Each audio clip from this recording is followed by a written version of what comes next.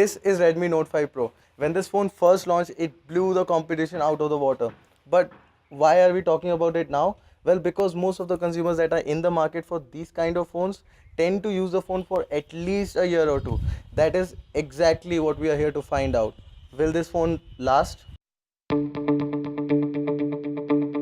Let's start with the centerpiece, the display. It's an IPS panel with excellent viewing angles. Color accuracy is quite good and you have three modes to choose from. Now, I prefer to keep it in automatic because it basically works like a true tone display, like on an iPhone, which adjusts the contrast according to your surroundings. Now, some people will like the contrast mode, but I think automatic looks the best. It gets plenty bright and is quite legible outside. It isn't stunningly sharp, but it's great that we get such good displays at budget prices. And the cherry on top is that it has an 18:9 aspect ratio. Or just 2:1 if you're a math whiz.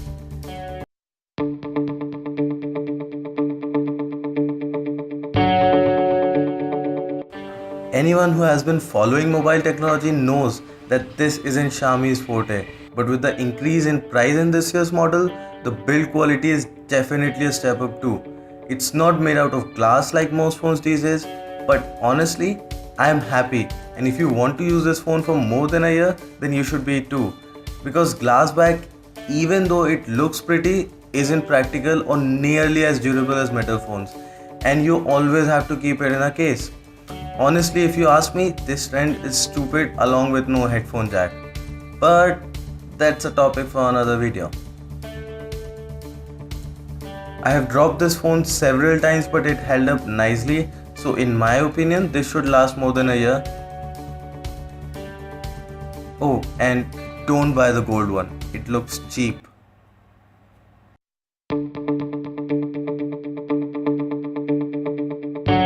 Let me get this out of the way. This is the first Xiaomi camera that I am impressed with, because even though they had above average camera hardware, the post processing was frankly crap. This however does much better. The photos are quite sharp and the detail levels are best in the segment. The camera is quick to launch and take picture. Video is sharp and the stabilization works great. I'm recording this video from Redmi Note 5 Pro. Sadly there is no 4K support, so I'm recording it in full HD and you can see the stabilization.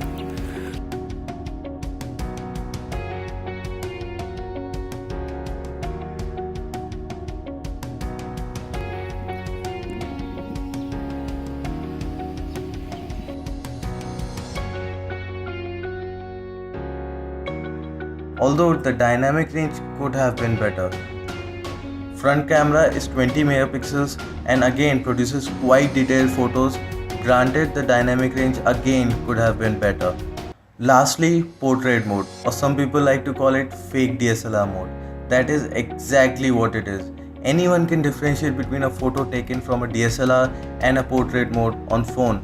And objectively speaking, it's not just this phone. Even the flagship phones struggle with the edges and depth of field.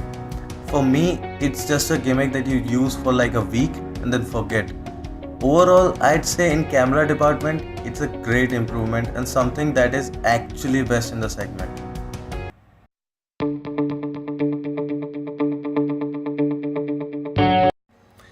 If you are a mobile geek or have even heard of stock Android, chances are that you won't like the MIUI, and I don't blame you.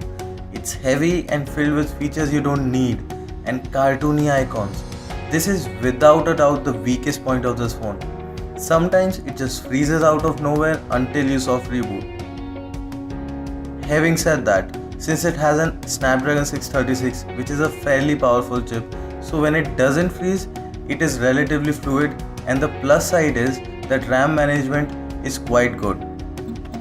Now, one can argue that I can put a launcher on it, which I did, but it's just a nice curtain covering a horrible play. And secondly, the software updates, or rather the lack of it. Here's the deal, MIUI has so many features over the stock Android build that it becomes very hard for Xiaomi to provide consistent and major software upgrades. Probably that's why it was launched with no build in the first place.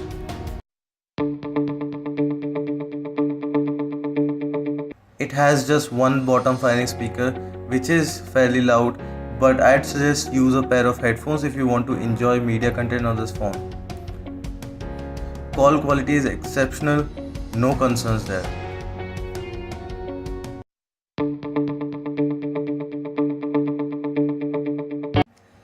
4000 mAh. 4000 mAh. It's probably the most long lasting mainstream phone available in the market right now. That's all I'm going to say. So, should you buy this phone? It checks all the boxes of daily usable smartphone except the software. So if MIUI doesn't bother you much and you can live with the software, go ahead and buy it. It's the best in the segment.